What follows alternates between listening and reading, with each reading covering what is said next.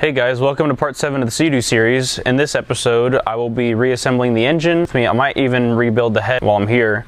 If you guys could also go ahead and like and subscribe to the channel, it really helps me out. And hopefully you guys enjoy this series. I'll take you along with me. Alright, so what I'm about to do is I'm going to go ahead and install the main and counterbalance bearings. I went ahead and ordered all these parts through Partzilla, so this isn't a sponsored video, but I'm just glad that they had everything in stock for this Seadoo engine. But I'm going to go ahead and unpackage those and start slapping those in, get this part ready to go, get it ready for pistons, and then start building up the pistons. So these are all, I went ahead and ordered all the torque to yield bolts. I will give you a quick rundown as to if you ever get into one of these engines, I will go ahead and warn you, the rods are torque to yield, the rocker arm bolts are torque to yield, the magneto bolts, which I was really surprised at, are torque to yield, which are these bolts here. These are torque to yield.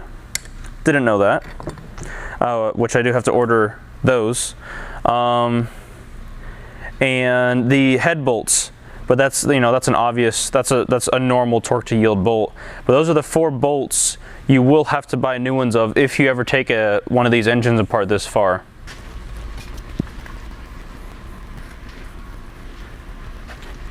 I did order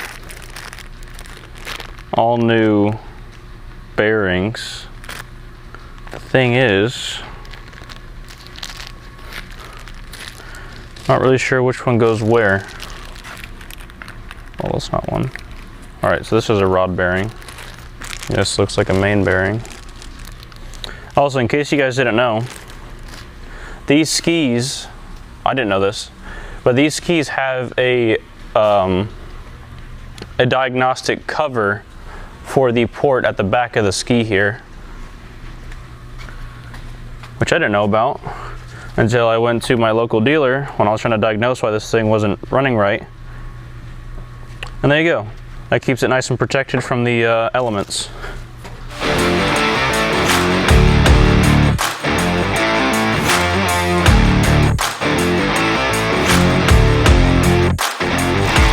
So there is a difference in the top and bottom bearings. When I say top and bottom, I mean the block and the lower case half. So the ones that go in the lower case will be solid. The ones that go in the upper will have the little channel in the hole that you line up to these ports.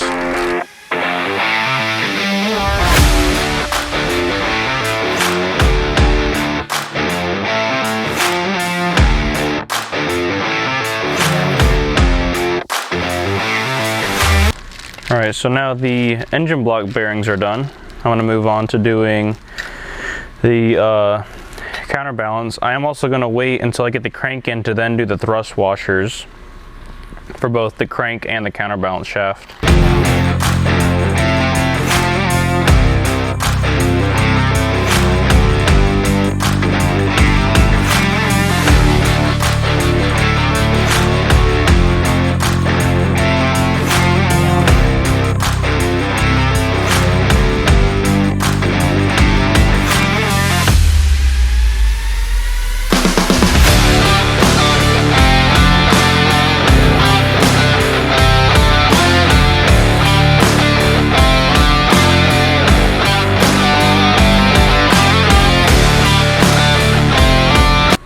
Alright, now all the bearings are lubricated, except for the thrust washers, obviously.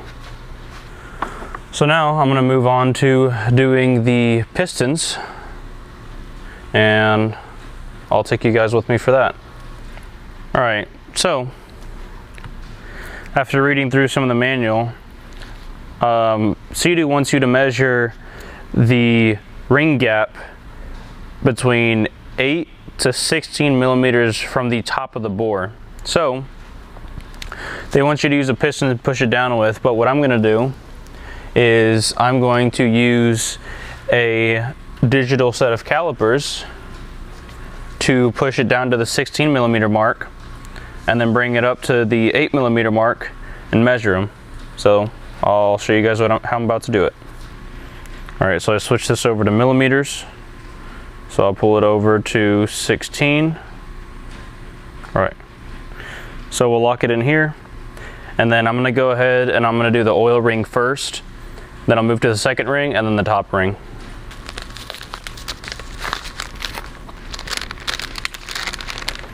Oh, that's really nice packaging actually. So I'm gonna go ahead and do the third ring. So this is your oil scraper. Just go ahead and put it in here like that. Rotate it in. All right, I'm gonna use one of the pistons like it said to do in the manual. I said I wasn't gonna do it, but then I decided, you know, it's hard enough to get them in.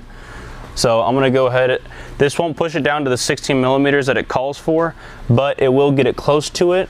So once I get it close to that measurement, which I'm about to just push it in. All right, so I'll come back with the set of calipers. All right, whoops. Leave that there. Come back with the calipers and push it down. Just gonna double check that at 16 all the way around. All right, so I went ahead and measured this is the number 3 cylinder. So number 3 cylinder is closest to the ID tag. Number 1 is closest to the timing chain. I went ahead and measured it at 16 millimeters. Check the ring gap, it's good. So the ring gap is 35 millimeters to 50 millimeters, and we're within that range, so that passes. So now I'm going to measure it at 8 millimeters. It's not, I don't think it's really needed to measure it at 8 millimeters because the oil scraper ring will never see 8 millimeters up in its travel. So I don't think it's necessary, but I'm just gonna do it anyways because I'm right here. So let's go ahead and do that. Push it down to 8 millimeters. All right, so that sets at 8 millimeters. Go ahead and grab my feeler gauge.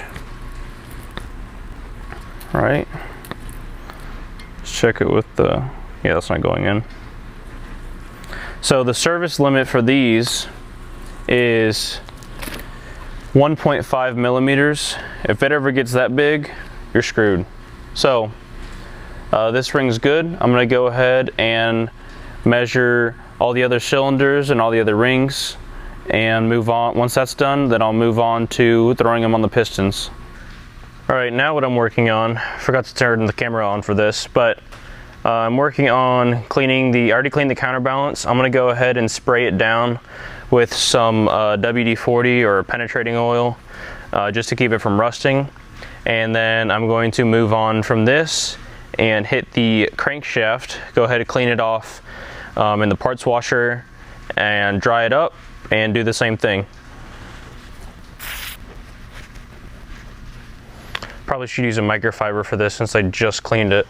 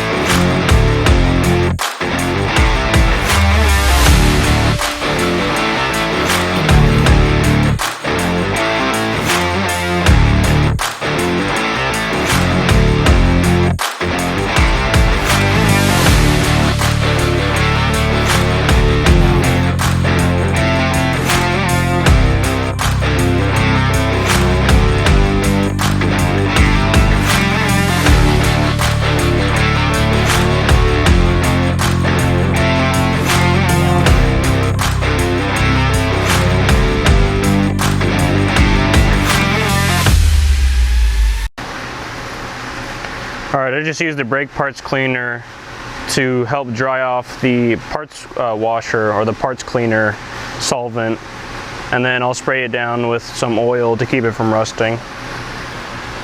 And yes, I do have a new seal in the insert that goes all the way down in there. I went ahead and ordered that from Partzilla while I was doing the bulk order for this build.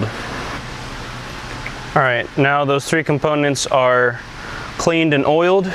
I'm gonna go ahead and build up the pistons with fresh bearings and rings and bolts. I'm not gonna fully disassemble the caps because I don't wanna mix them around, but I am gonna leave just one of the bolts in, that way I can identify their orientation and rod. I'm not super worried with reassembling these rings, being that I do have the manual, so I can see exactly how everything's supposed to go and go from there. All right, I'm gonna go ahead and wash these off from the number down, that way I know what holes they went in.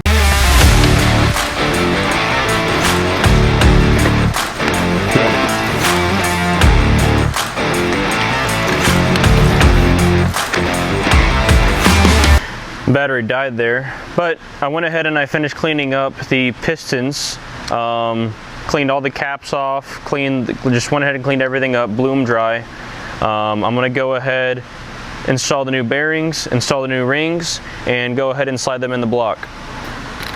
As you can see, I'm running a new set of rings. This is just for standard size from Seadoo. This is how they come. And I just went ahead and labeled these. It's not necessary, but I did it anyways. So I'm gonna go ahead, do the oil ring first on the number 3 cylinder. And there's a certain orientation.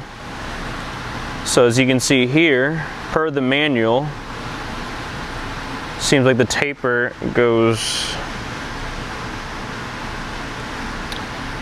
well, it's kind of hard to see, but that's what you're looking for on the oil ring for that orientation. So I'm just gonna follow this, do this for all 3 pistons. After I do the rings, I'm gonna go ahead and grab the bearings, clean the caps, or hit these with brake parts cleaner, make sure they're really clean, put the new caps in, or bearings, and go ahead and do assembly lube and throw them in the block.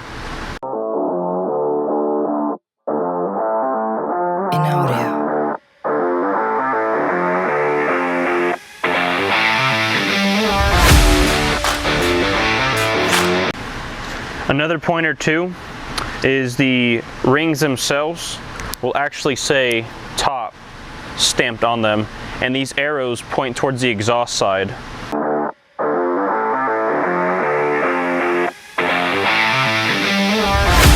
All right, that's the first piston with its new set of rings. Okay, so according to the manual, you do not want to line up this gap to this position here or right on the skirt. If I'm reading that correctly, it says space the piston ring gaps 120 degrees apart and do not align the gaps with the piston pin bore or the thrust side axis. All right, just making sure that's extra clean. All right, that's in. Grab another bearing.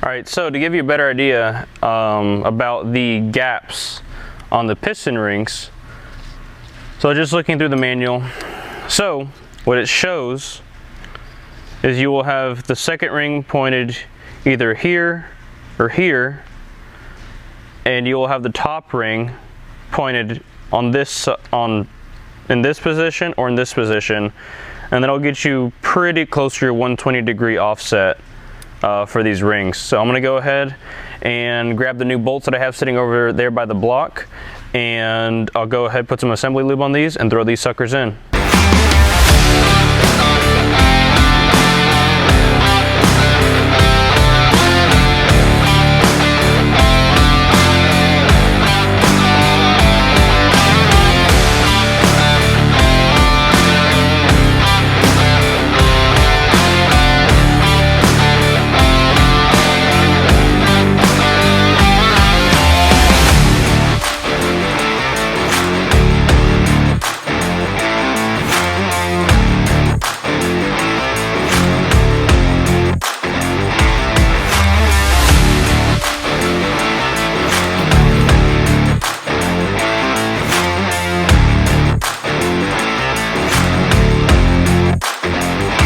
not super concerned with getting oil everywhere, because I am going to turn this over and get it to build oil pressure for a while to try and get everything nice and lubricated before I actually do my first start on this. So it doesn't have to be perfectly lubricated, but I do want to get it pretty well lubricated before assembling everything, or before actually trying to fire it. There's 3 pistons with the arrows facing the exhaust side. How you know it's the exhaust side, if you've had this apart for a while like I have, is the starters on the exhaust side. Before I put the crankshaft in, I need to go ahead and put the 3 piston oil cooler jets, and then I'll go ahead and drop the crank in. Alright, so as you guys will notice, I do have the connecting rods in already. I forgot to put the timing chain guide and timing chain on the crank before installing it. As you'll see later on in this video, I ended up having to remove it 3 times to actually fix this mistake. So just remember that before you drop these cranks in, make sure that you have your new timing chain guide or your old one installed, as well as your timing chain, before installing your crank. But I went ahead and torqued the oil sprayer nozzles. Those are 169 inch-pounds, and there is a check ball in each one of those banjo bolts, so you need to make sure that those are operating like normal. I just use a really small hex key to press them in and out, make sure they're moving nicely. So I went ahead, I lubricated the crank, dropped it in, put my thrust washers in. They can only go in one way. And I'm about to go ahead and start putting in the connecting rod bolts. I'm just going to torque these down. You torque them first to 33 foot-pounds, and then you rotate them 90 degrees, and that's it. So I'm going to go ahead and work on that now, and I'll show you guys once I'm done. Alright, so I'm now torquing these bolts, or I'm doing the 90-degree turn on these bolts here using this instrument. It's kind of hard to show you without having the GoPro, but I'm making do. So I'll establish 0. Alright. Let's go ahead and turn it to 90. I already went ahead and torqued it to 33 foot-pounds, so I'm going to go ahead and torque it to 90 degrees. Alright, there's 90. I'm going to go ahead, I already did the number 1 cylinder. I'm working on number 2 right now, and I'll go ahead and knock out number 3.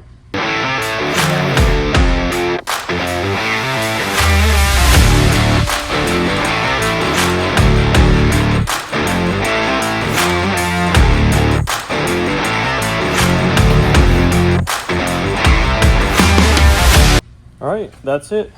Rods are torqued, they're stretched, and I can go ahead and move on to putting the counterbalance in and clean up the mating surface, put the timing chain on, timing guide, and go ahead and put the lower case half on. Also, don't forget to put on your timing chain guide. I obviously forgot to do it, but thankfully, since I have the case off, I can just pick up the crankshaft and slide it in. So since I forgot to put the timing chain guide on, this is what I had to do. So I just undid the piston oil squirters or nozzles, and I was able to lift the crank high enough to put the guide on. So I'm going to go ahead, drop the crank back down, lubricate that, and then I can go ahead and put the counterbalance in.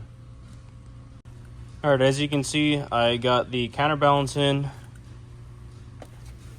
I got everything lubricated like I said I was going to. And it all spins nicely. So I am going to go ahead and work on replacing this seal here. It just pulls out. So I have a new one from Partzilla. I'm going to go ahead and install it, and then clean up this mating surface and work on putting the lower case on. So I'm just making sure that these mating surfaces are nice and clean. Once I clean these up, I'll show you guys where to put sealant, and I can go ahead and final install the lower half of this case, and then I can flip this engine over. This side is where the timing cover goes, obviously being that the timing chain's on this side. So you don't have to put the sealant here and here, but you do have to put it down on this side, because the only thing on this side that the ski has for sealing is a cap that, or actually that's the oil pump. There's a small cap that goes right here, and that's it. So you do have to put sealant up close to these bolt holes here, which is why I'm focusing on these. But that spot right there, next to the counterbalance, closest to the timing chain, does not need sealant.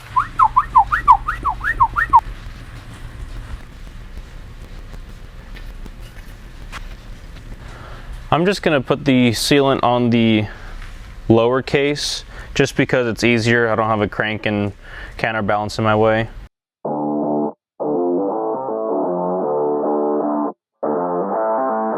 In audio.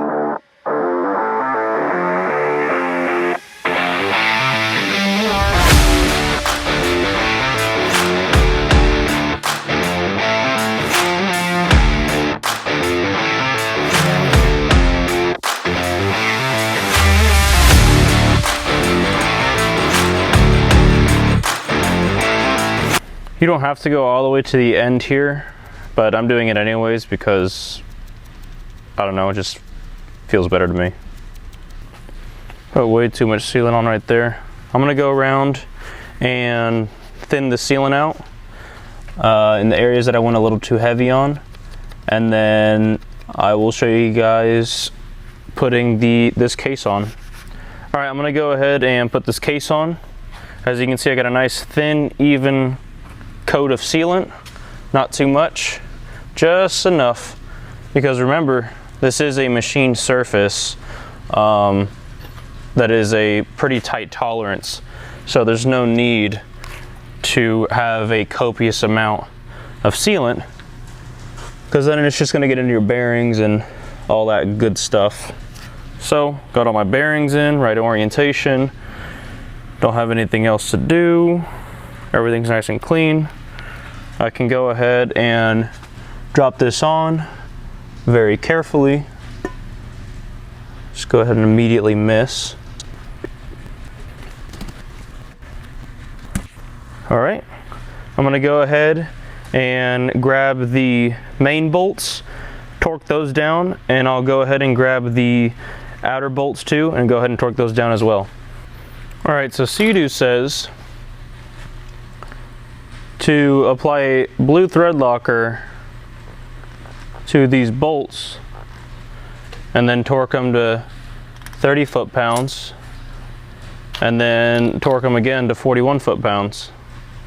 Well, I don't have blue thread locker, but I do have orange thread locker, which is close to blue.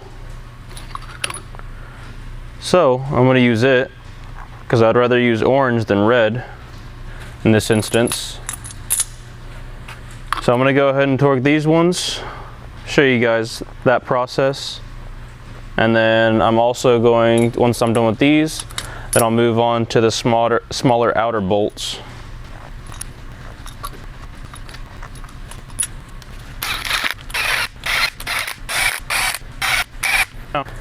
I can move on to torquing these to 30 foot-pounds, and I'm only using a 1/4 inch gun to run them down with, so I wasn't super concerned with over torquing anything. All right, there's my 30.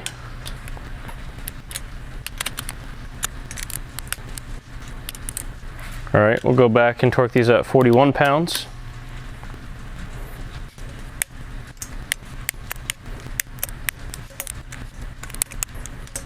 All right, now that those are torqued, I'm going to move on to doing the outer bolts.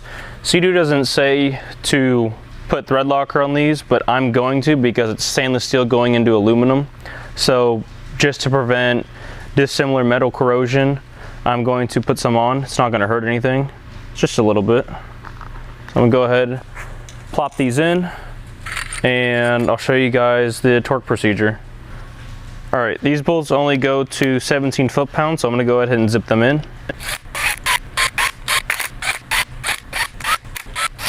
All right, not sure if you guys can see this, but just that small little bead of squeeze out, and that's all along here.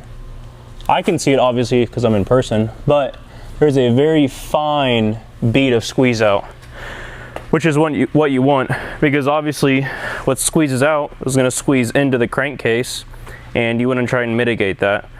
So that is just enough squeeze out. Let me see if I can brighten this a little bit. You can see that small wet line right there. That's the small bead of squeeze out I have. And that's exactly what you want.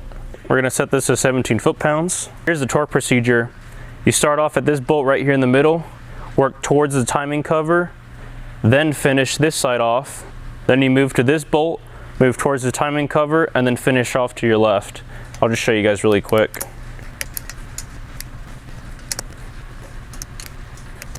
And I'm just gonna do a once over, make sure they're all good.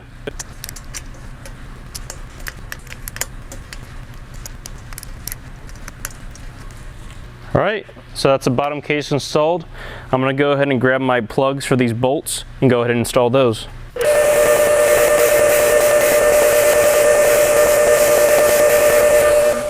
So as you can see, the caps are a little nasty. I'm gonna clean them up and I'll show you guys the after.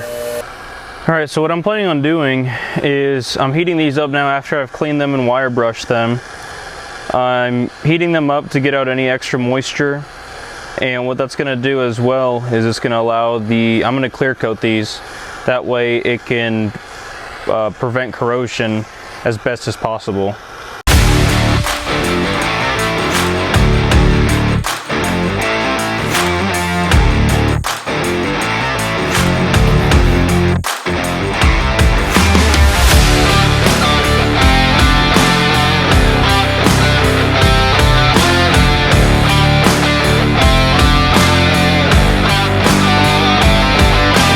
All right, now these are clear coated. I'm gonna let them dry. While these are drying, I'll go back to the engine block and keep making some more progress. I'm gonna work on cleaning up the magneto and trigger wheel.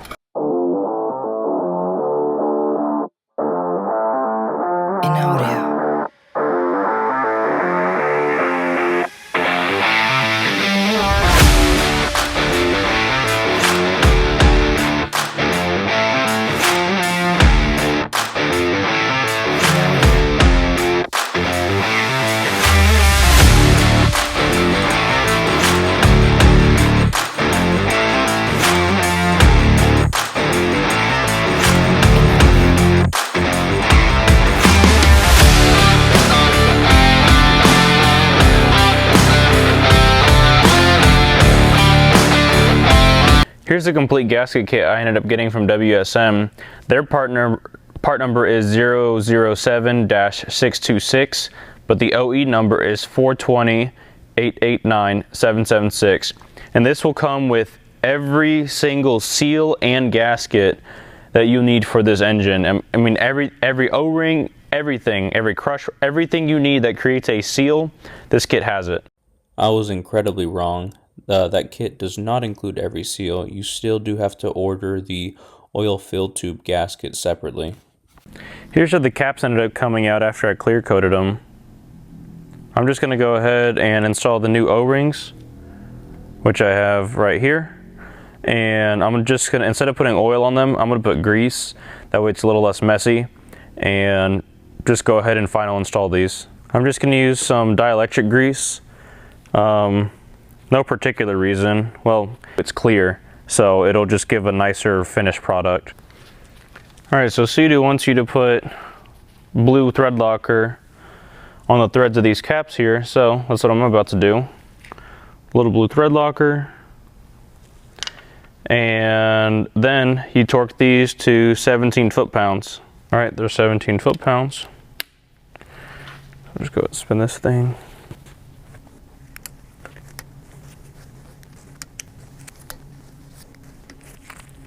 All right, well, contrary to what I thought, this cover goes on what we would consider as backwards. You would think that would be facing out, but no. That actually goes facing inwards, like this. That's a tight fit, dang. All right, now that cover's in, I can go ahead and I can put the engine mount on this side. I'm gonna go ahead and clean this up before I put it back on. All right, now that this is all cleaned up, I'm gonna heat it up and shade it with some gloss black. That way it dries a little faster with the heat, and then I'll go ahead and install this.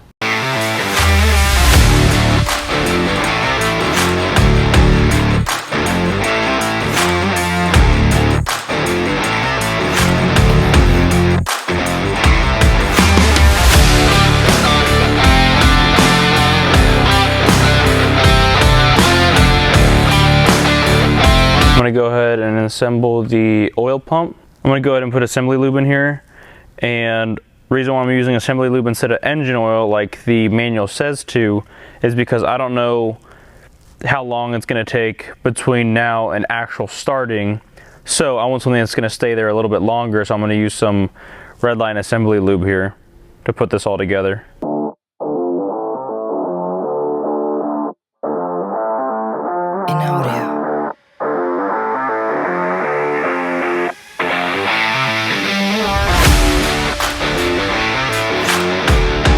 Alright, so I got these fasteners cleaned up for this secondary oil pump. I'm going to go ahead and put some blue thread locker on there. And Seadoo wants you to torque these to 80 inch-pounds, so I'm going to go ahead and do that after throwing all these in.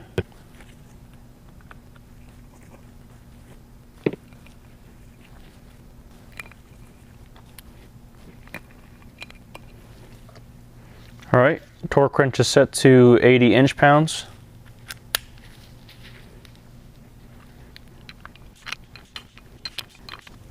Now that's set. I'm going to go ahead and locate the gasket and the mounting hardware for this, and then show you guys how it gets installed. Alright, right here at this seam where the seal goes over, I'm going to put a little dab of RTV just because it's a joint, and that should help with the seal. Alright, Seadoo wants you to put thread locker on these as well, and also these get torqued to 80 inch-pounds.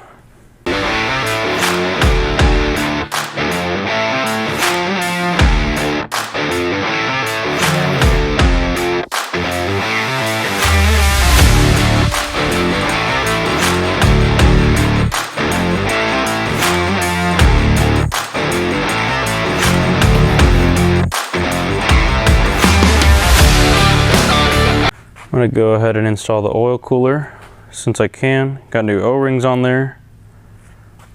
Some grease to help things shift a little if they need to. And these bolts is not as crucial for the torque, but I'm going to torque them down anyways to 80 inch-pounds. Alright, so this gasket kit from WSM does not come with all the seals like I initially thought. It is missing the oil fill tube seal, this little D-shaped seal. So I just went ahead and I had to order a new one from Partzilla. But I'm gonna go ahead and install the front engine mount and just keep making progress. Here's the engine mount all cleaned up. There's the engine mount all cleaned up. Seadoo wants you to torque those bolts to 17 foot-pounds. It doesn't really matter on something like this, just snug will be fine, but since I already have the torque wrench out, I'm going to torque them to 17 foot-pounds. And again, pretty much every fastener on the outside of this block requires blue thread locker.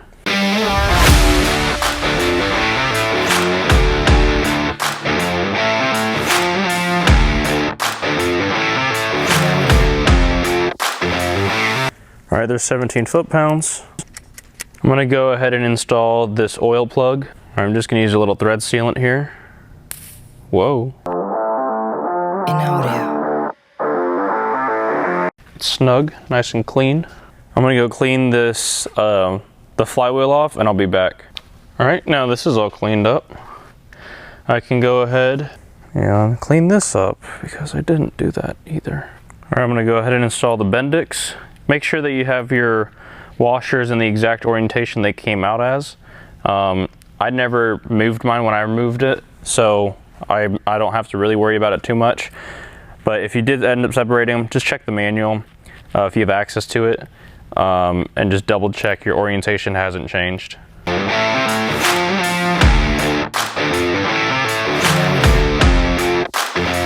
Here's my new magneto bolts. I made the mistake of, I don't know how I ordered double kits, but we're gonna go ahead, pop this open.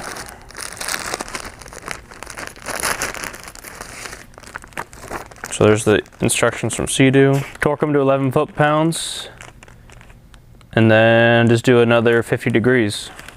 So I'll go ahead and toss these in. And since these already have the thread locker on the threads, you don't need to add any more. I don't know why they couldn't just do regular bolts. I don't know why they did stretch bolts. In audio.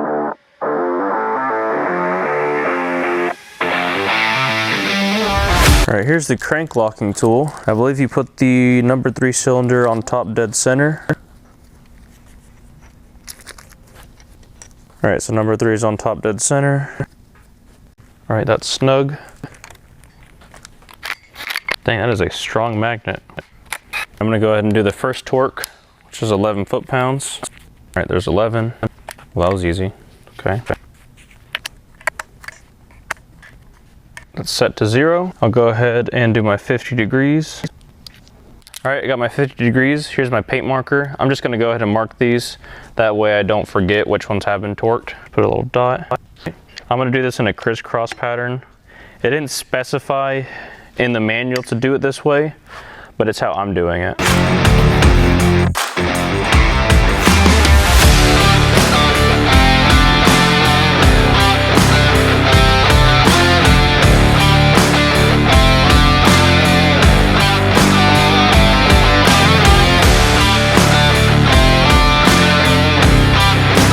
Alright, now that that's good, I can work on doing the timing cover. As you can see, I went ahead and I installed the magneto and the oil pump cover. All these 6 bolts all get blue thread locker and they get torqued to 80 inch-pounds. Same for these 2 right here. This bolt here gets torqued to 97 inch-pounds and this one is 168. The battery died on the camera, but I just wanted to get to a better stopping point than swap out batteries. But as you can see, I already got this assembled. I'm gonna go ahead, slide the supercharger in, make sure that this nozzle is aligned with the bearings, or I guess that port on the gear of the supercharger. If that's all good, take the supercharger off, put the gasket on, and I can go ahead and install it on the motor. Look at that, brand spanking new. So I'm just putting grease on these O-rings and this sealing surface here. That's just gonna mitigate the corrosion for the future, and it's gonna be long-term in the future because I'm in freshwater, so it's not like there's a whole lot of corrosion or as much corrosion, but it still doesn't hurt to prevent that from happening. So I'm gonna put a little bit more grease on this and then slide it in the timing cover here shortly.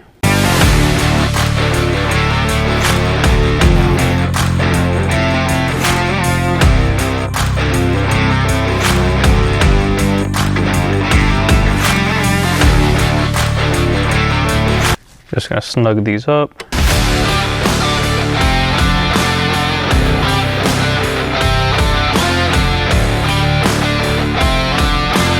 All right, now that the supercharger's in, so it's a little high, I'm gonna tweak this just a little bit to get it more in the center.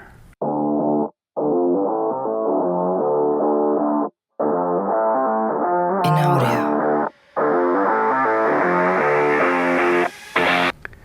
All right, I'm gonna grab a 39 thousandths feeler gauge and make sure that that nozzle is 39 thousandths away from the end of that threaded portion there.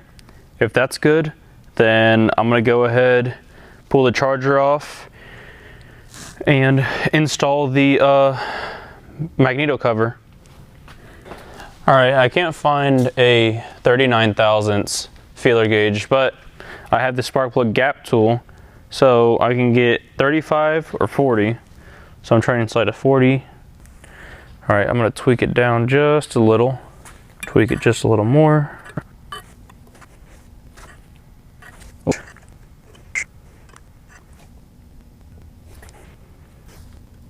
I'd say that's good. It's just tight enough since I don't have a 39. All right, I'm gonna call that good. The 40 was just barely able to get in after I tweaked it, which is good. Again, it's 39 thousandths, not 40. So I'm gonna go ahead and take the supercharger off and go ahead and install this thing.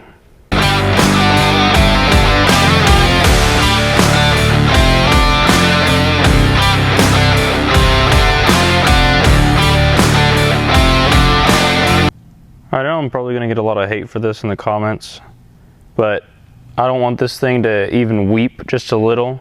So I'm just going to put a skim coat of RTV around the sealing surface because, like I said, one, I don't want it to possibly leak. I know it has a gasket, but I would rather not deal with this once it's already in the ski. So I'm going to, like I said, put a skim coat on this, and I'll drop the gasket down, do the same thing on the timing cover, put a skim coat on it, and that should be it.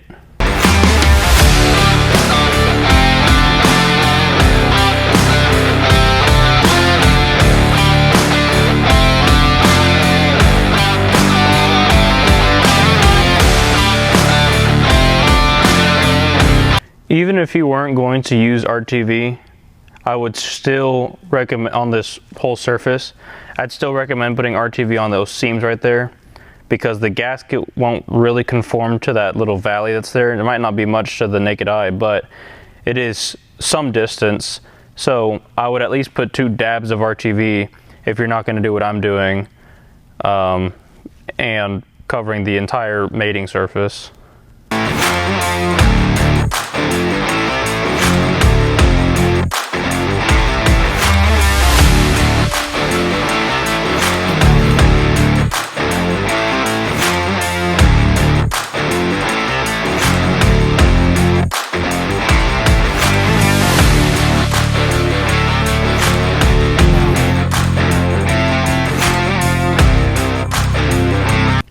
Alright, so there's my light coat. As you can see, it's pretty, well, light. I'm going to go drop the gasket on, and then drop the, set the timing cover on. The sealant actually helps with the, holding the gasket in place. Especially up here since there's no dowels. Alright, now time for the timing cover.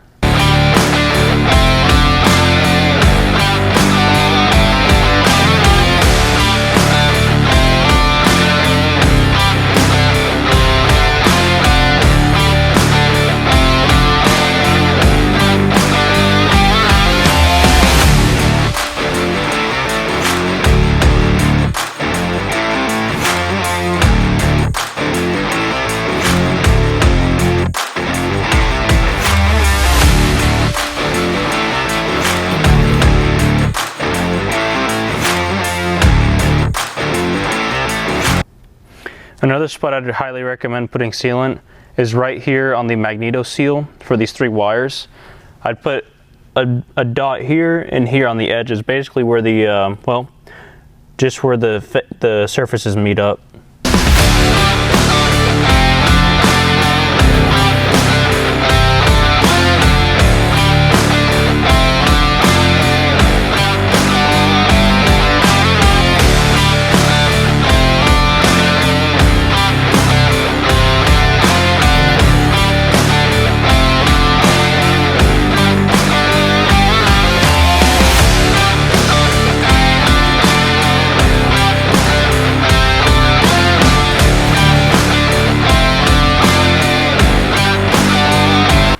One more thing before I drop this on. Seadoo wants you to put a bead of sealant right here, at least from my understanding. They want you to put a bead of sealant right here on the oil strainer prior to, well, installation of the timing cover. So I'm going to set that in there. Go ahead, apply my little bead of sealant.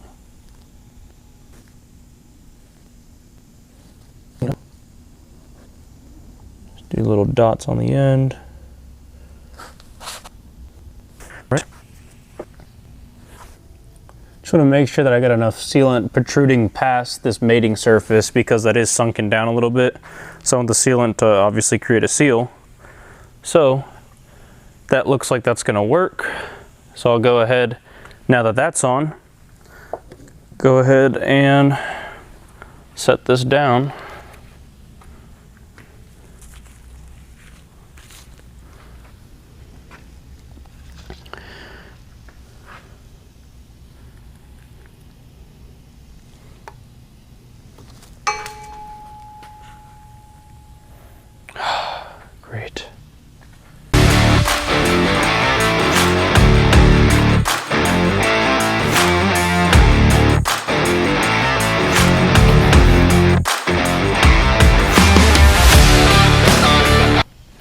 All right, let's try this again. So there'd be a sealant on here.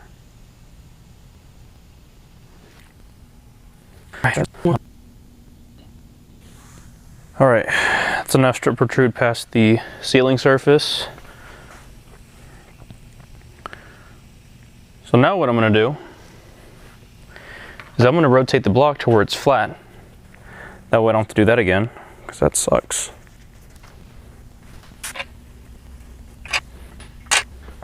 Let's try this one more time. Hopefully it won't drop anything. And I can get a better view on this, whoops, go ahead and just knock that out.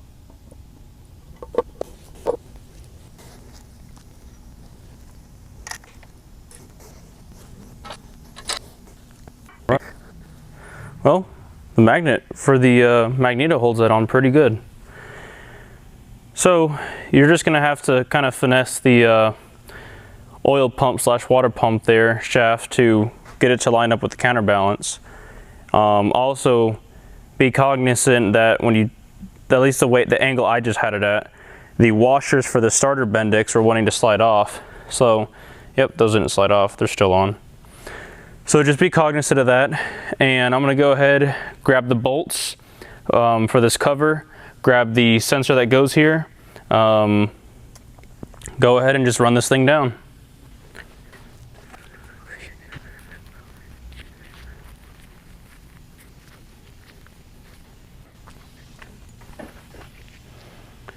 Again, all these bolts are gonna get blue thread locker, and I believe these ones actually get, I think these also get torqued to 80 inch-pounds as well.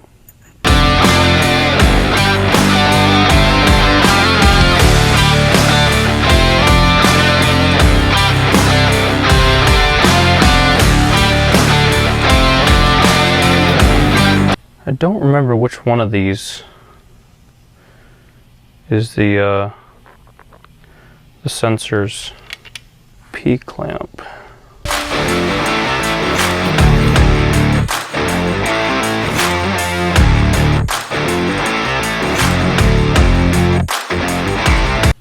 I'm gonna have to order another one of these E-Torques here for this spot because the previous owner installed a 6-point fastener and I want all these to be the same. So that's unfortunate. I forgot to order it in my big order that I had, but oh well, you live and you learn. So I'm gonna go ahead, finish installing these longer bolts, and then torque this cover down.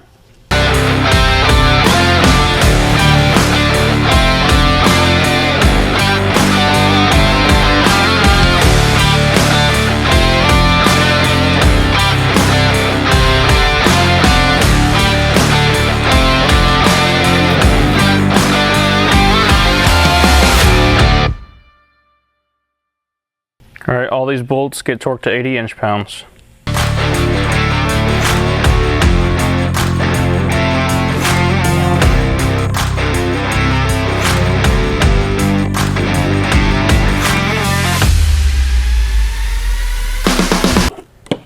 All right, I'm gonna go ahead and install the crank sensor now.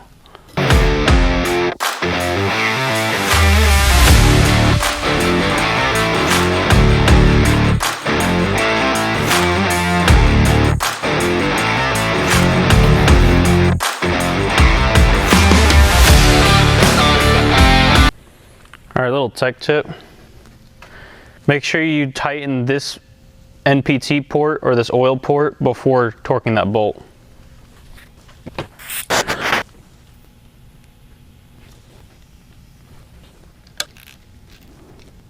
The print doesn't specify to put anything on these threads for the, or I guess I should say the schematic, doesn't specify anything be put on these threads for the water pump impeller, but I am just going to put a dab on there just because it's brass on steel. I don't think anything's gonna happen, but oh well. And remember, these are left-hand threads. And this impeller does get torqued to 27 inch-pounds. As you can see, I obviously don't have the socket to do that, so I'm just gonna do it by feel.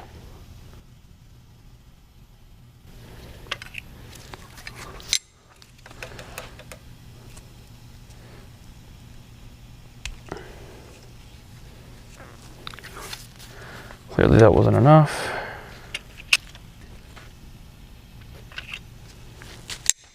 All right, that should be good.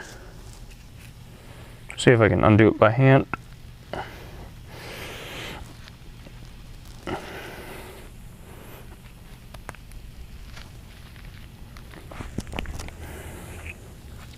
I could undo it by hand.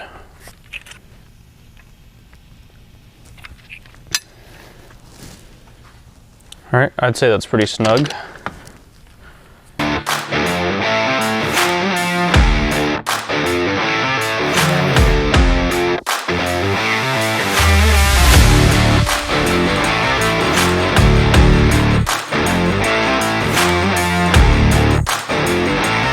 Now I'm onto the head, obviously, as you can tell. I'm gonna go ahead and install the new valve stem seals. I'm gonna put a little bit of assembly lube on the valve guides to help the seals slide on easier. Once these are on, then we'll go ahead and do the springs, retainers, and valves.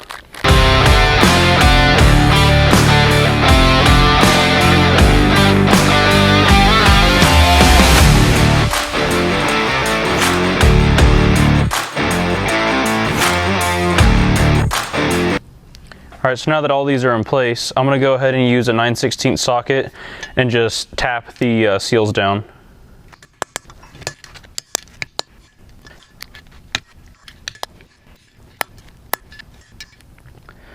All right, I'm gonna work on doing the exhaust valves first.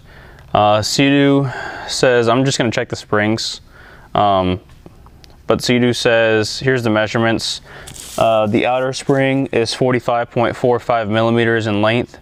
Service limit's 43 millimeters, and then inner spring length is, for a new one, is 41.02, and service limit is 38.8. So I'm gonna go ahead, measure all my exhaust springs and my intake springs, and I'm gonna go ahead and install them.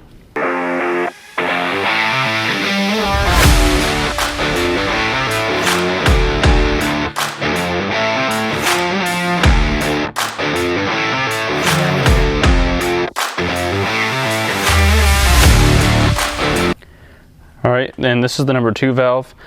I'm gonna go ahead, and like I said, I'm gonna copy this for all the springs, but I do have to clean these off because it's got the old oil on it, and the old oil obviously had metal flakes in it due to the bearing exploding on the supercharger. So I'm gonna clean this off, and then I'm gonna install this number 2 valve.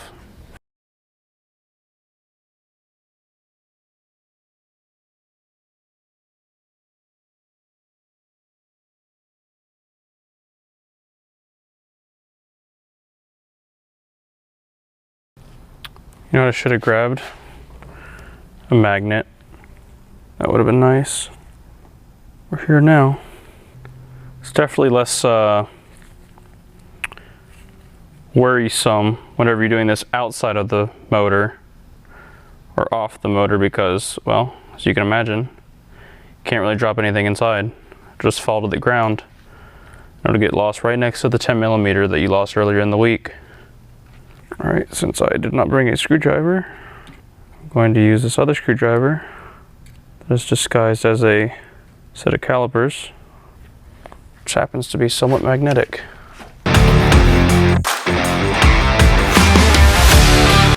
I went ahead and I got all the, as you can see, all the valves are in. I did measure all of the springs, and they were all within, well over the service limit according to Seadoo spec. So as you can tell, I just put a little assembly lube on them, slid them in through the new valve stem seals, obviously. And now I'm gonna work on sliding the cam in. Got my new camshaft tool, or locking pin I should say. So I'm gonna pull this thing out, have it ready to go. All right, there's that. I'm gonna go ahead and put some assembly lube on this, and I'm gonna do it all over the lobes. Lobes, bearing surfaces, everywhere.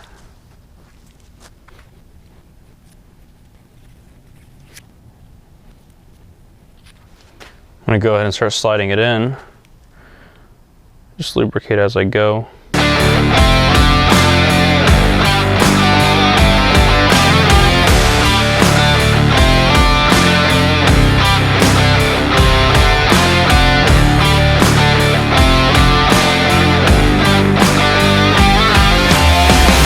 cam is locked. Go ahead and lubricate this as well.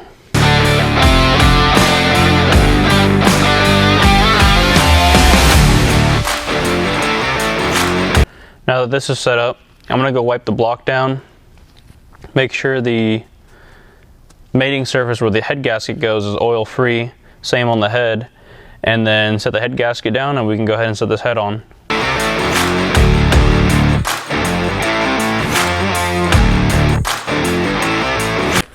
Alright, block is nice and clean. I'm gonna go ahead and set the head gasket on.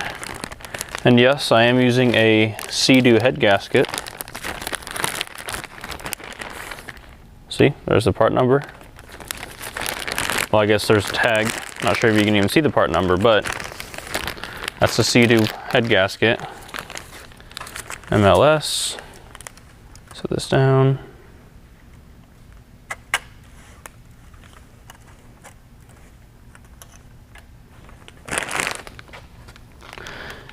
And I'm just going to use a long pick to extract the timing chain out of there. All right, I'm going to go ahead and set that head on. Whoa, there goes the camshaft.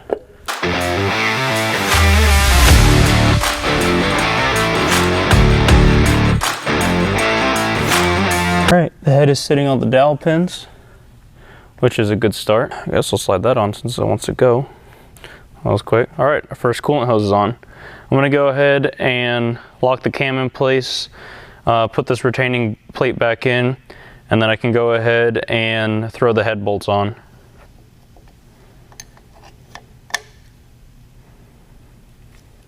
All right, here's the new head bolts. Again, using OE or genuine Seadoo bolts. I'm gonna go ahead and throw these all in real quick.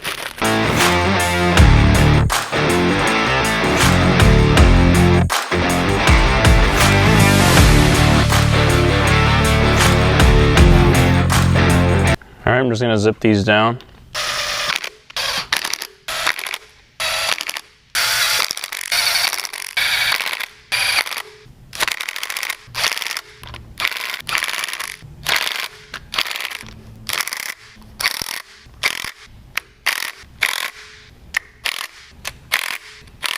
These bolts, these head bolts, if you can get the socket off the adapter, go to 30 foot-pounds as their initial torque. So I'm gonna go ahead and run them down to 30 foot-pounds. All right, there's 30.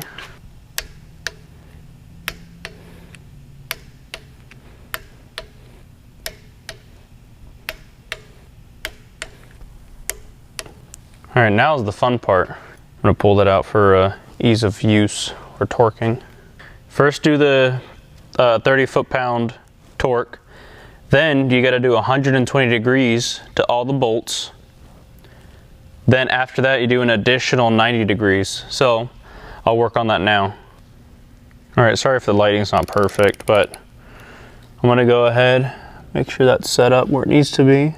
So that's set to 0. So I'm gonna do my 120 degree pull. All right, there's 120. So I'm gonna go ahead and mark the bolt too, because I do not want to overstretch these. So just for my sake, okay, that's good. I'm gonna go ahead and put a line on it.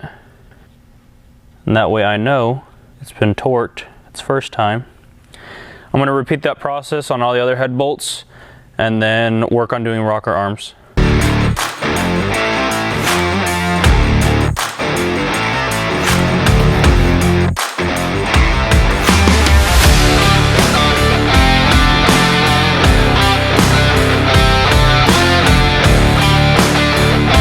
Now I can go back to number 1. I already did the 120 degrees. I'm gonna go and do the 90 now.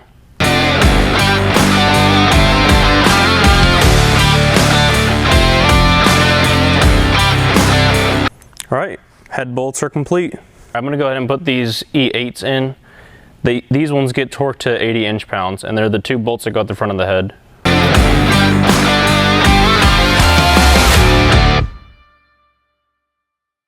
I'm just gonna go ahead and put some assembly lube on the timing chain guide as well, because it makes me feel better. Go ahead and slide that in. All right, I went ahead and I got new cam bolts. It's not necessary to get them, but I got them because one of mine was stripped out on the head, and I just figured it would be best. Also, they were so cheap. It's like, just get all new ones. So I'm about to put the cam gear on, and we can do the timing chain. In audio. All right, Seadoo doesn't say to do this, but I'm gonna do it again for dissimilar metal reasons, but I'm gonna put just a dab of blue RTV on this chain tensioner plug.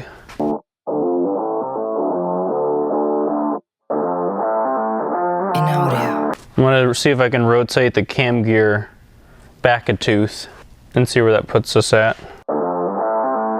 In audio.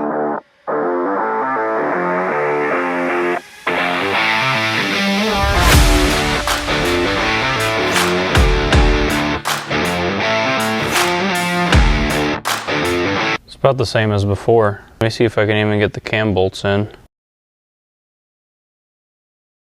I'd say that's better. The other way, this line actually sits a little further down. In audio.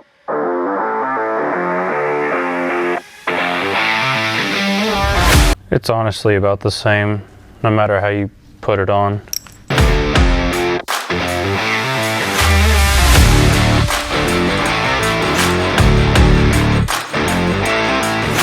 And these cam bolts get torqued to 80 inch-pounds.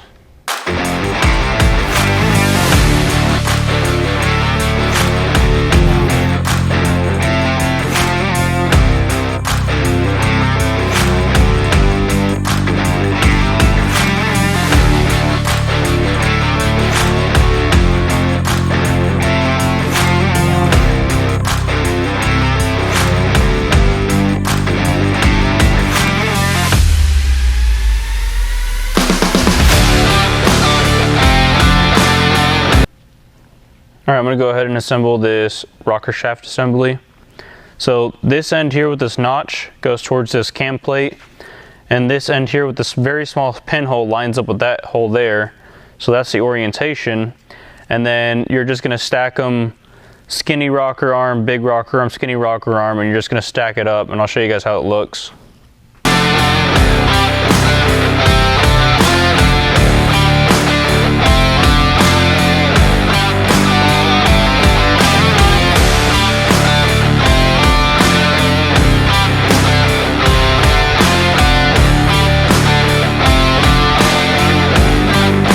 Put a little dab of assembly lube on the contacts, rollers, all that stuff. Now for the fun part, getting this to all line up. After looking back at the manual, I've realized all these are backwards, so I'm going to go ahead and flip them around really quick. So the big rocker arm is for your intake valves, not your exhaust. Your exhaust valves are the singular ones.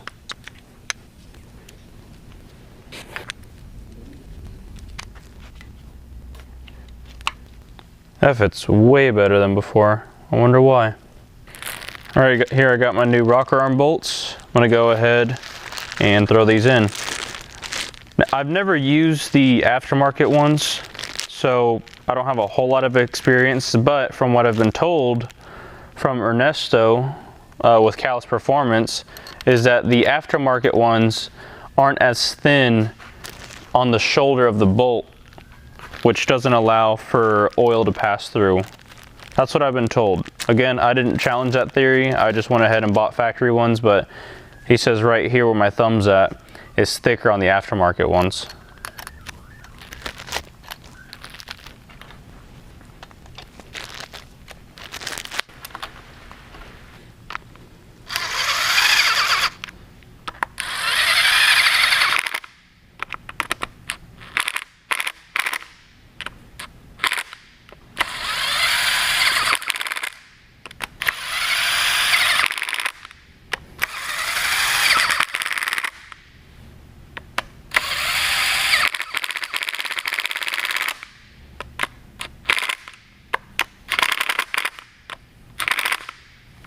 The initial torque on those is 15 foot-pounds, so I'm going to set this to 15. Start from the center, work my way out. Alright, they're all torqued to 15 foot-pounds. I'm going to go ahead and do the 90-degree stretch on them, working from the center out.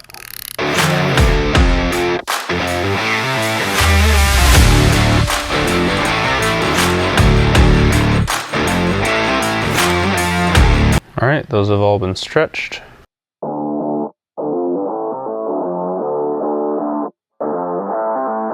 In audio.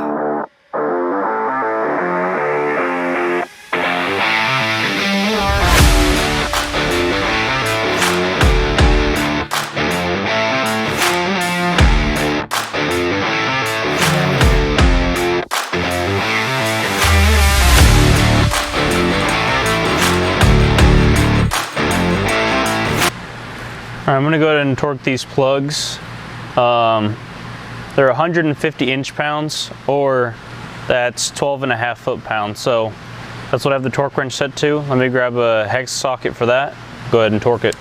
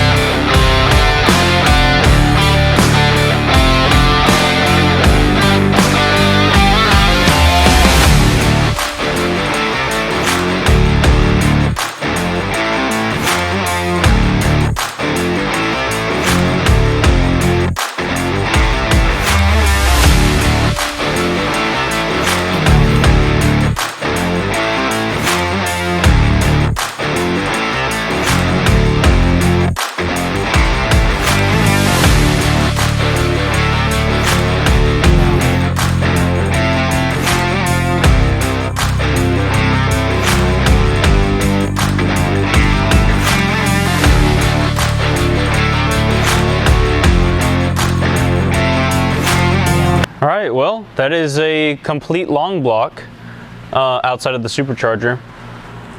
I'm going to call it a night and call it the end of the part 7 of the series. In part 8, I will do some more testing.